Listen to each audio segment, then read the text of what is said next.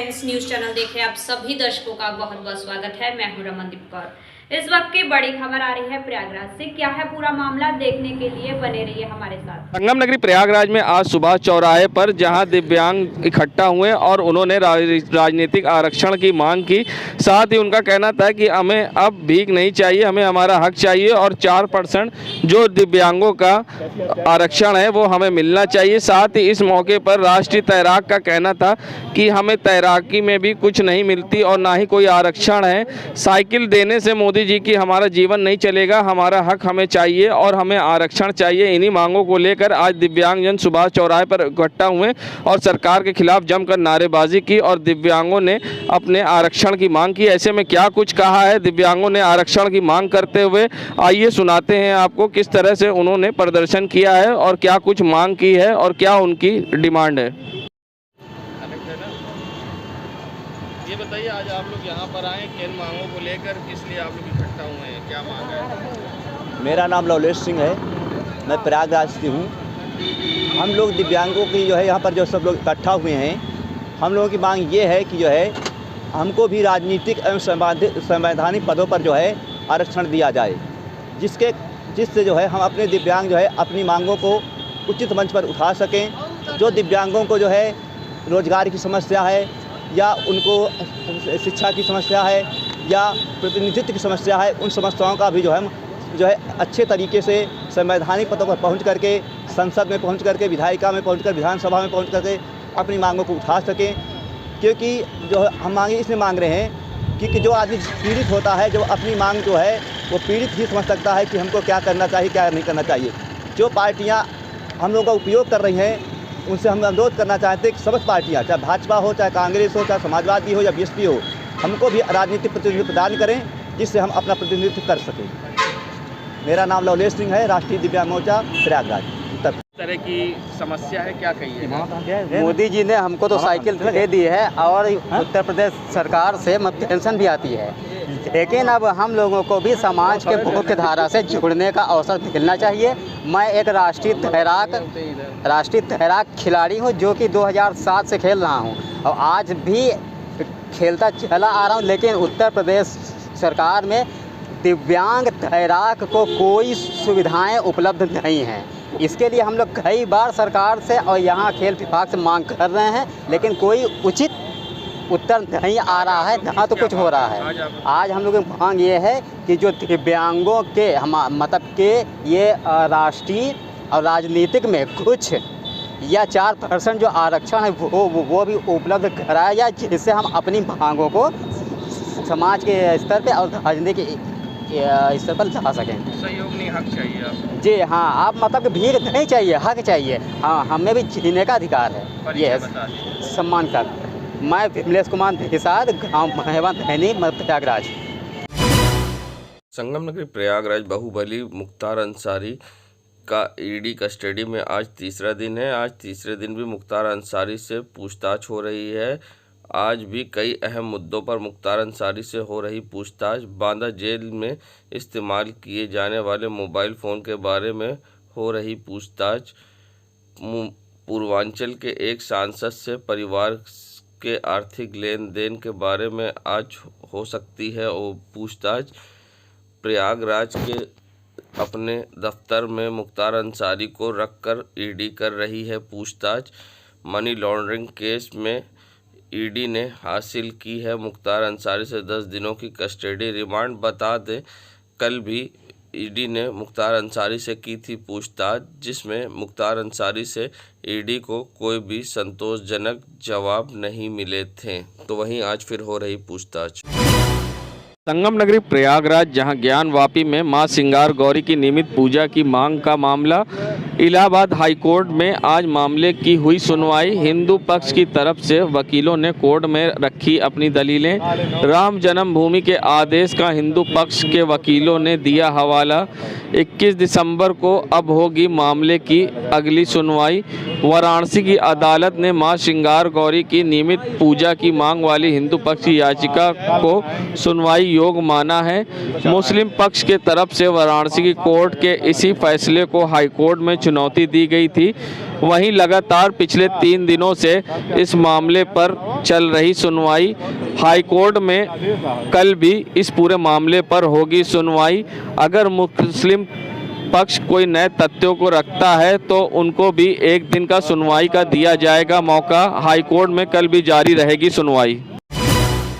नगरी प्रयागराज जहां बाढ़ के काफ़ी दिनों रहने के बाद ज़मीन की कमी हो गई है और माघ मेले बसने में समस्या हो रही है, साथ ही जहां प्रयागवाल ने अपनी ज़मीन का दावा किया है तो वहीं खाक चौक के लोगों को जहां साधु संतों को ज़मीन नहीं मिली है, उसके लिए आज भी मेला प्रशासन के पास पहुंचे और उन्होंने अपनी ज़मीन के लिए दावा किया है। और क्या कुछ कहा है इस पूरे मामले पर सतवा बाबा ने, आइए सुनाते हैं आपको। थोड़ा सा भूमि गंगा के कटान के और बहाव के कारण मेला का बसावट होता है, तो नक्शा के अनुसार कोई प्लाट यहाँ का वहाँ होता है, उसमें व्यक्ति थोड़ा संशय में होता है। तो हमारी समझ में मेला प्रशासन के पास उसके रिकॉर्ड होते हैं, उसके नक्शे होते हैं। हम सब लोग विवाद नहीं चाहते, हम संवाद चाहते हैं। इसलिए खाक चौक के जो संत लोग हैं जिनको अभी भूमि आवंटन नहीं हो पाई है, वो लोग मेला प्रशासन के पास आए हैं कि जो प्रयागवाल समाज कह रही है कि हमारा जगह है, तो इत्यादि उसका संवाद करके उसका निराकरण करें और जो हमारी बची हुई भूमि है उसको दें, ताकि हमारा संत समाज उन पर शिविर लगा सके और बसा सके। उत्तर प्रदेश के माननीय मुख्यमंत्री योगी आदित्यनाथ जी महाराज, हमारे भारत के संविधान में पहले ऐसे मुख्यमंत्री हैं जो माघ मेला की स्वयं बैठक ले रहे हों। उन्होंने साफ निर्देश दिया है कि कल्पवासी से लेकर संत समाज तक किसी को मेला में असुविधा नहीं होना चाहिए। मेला प्रशासन, मेला अधिकारी, जिला कमिश्नर, जिला मजिस्ट्रेट सभी लोग संवाद के साथ संतों के साथ जुड़े हैं।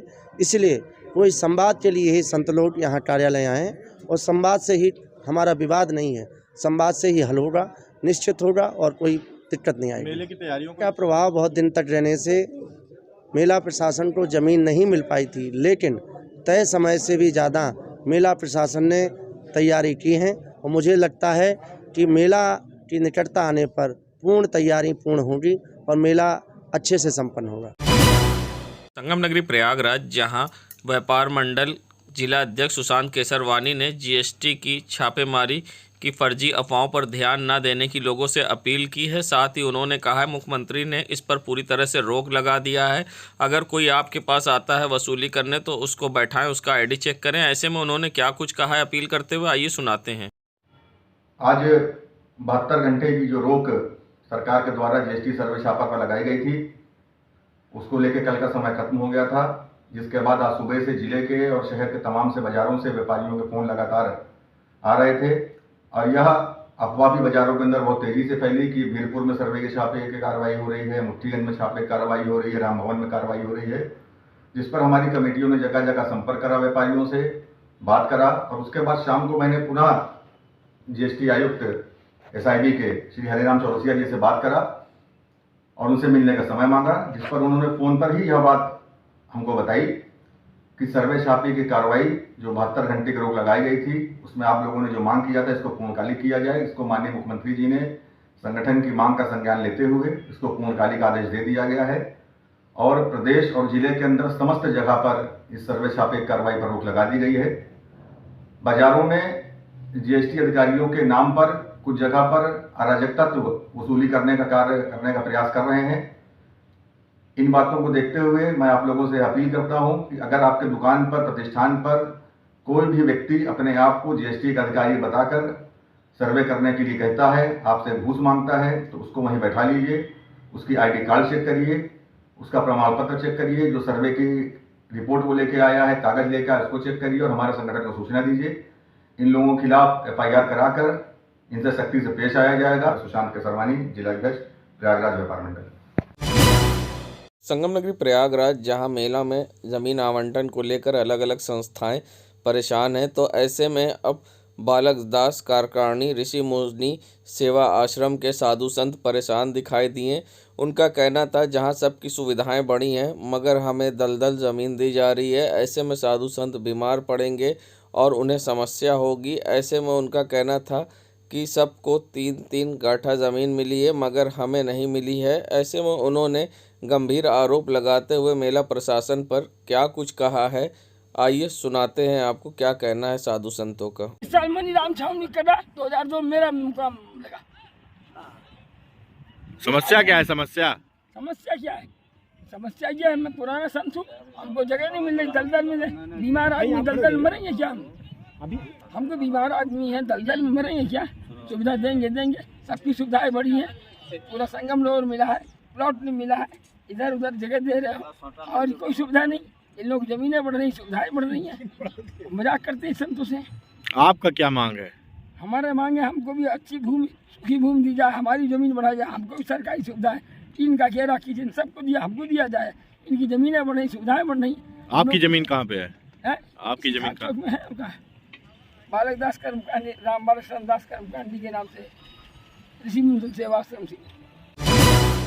नगरी प्रयागराज में जहां माघ मेला बसाने की तैयारी जोरों शोरों से चल रही है और ऐसे में मेला प्रशासन द्वारा काम भी कराया जा रहा है और जगह जगह बिजली के पोल व ज़मीन समतल की जा रही है। तो वहीं ऐसे में नाराज साधु संतों ने अब सरकार और मेला प्रशासन के दावों पर बड़ा सवाल खड़ा करते हुए बड़ा बयान दिया है। साथ ही उनका कहना था कि सारे दावे कागज़ों में हैं और जिस तरह से व्यवस्थाएं होती हैं कुछ नहीं है और साधु संत नाराज़ दिखाई दिए।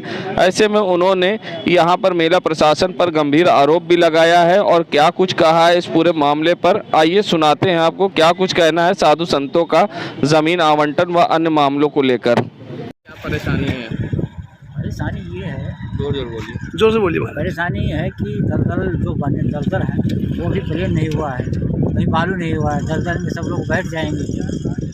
तो दावत प्रशासन कह रहा है, प्रशासन कुछ नहीं कर रही है, खाली बैठी है प्रशासन, कुछ नहीं कर कुछ नहीं चल रहा है। खाली अभी आज से ज़मीन बढ़ गया, 2 दिन में सब खालसा लगाने लगेंगे, कैसा क्या करेंगे बताइए? क्या करेंगे? कैसे खालसा लगाएंगे? कोई व्यवस्था नहीं है। कुछ व्यवस्था क्या व्यवस्था हो? मुख्यमंत्री को कहें कि कौम की तरह हो। अरे कुछ नहीं कराएंगे, खाली ऐसे खाली बस कहा करके बस अधिकारी लोग अपना जेब भरते हैं और क्या करते हैं। क्या नाम है आपका? माधुराम दास। देश दुनिया की खबरों के लिए world media times news channel को सब्सक्राइब करें।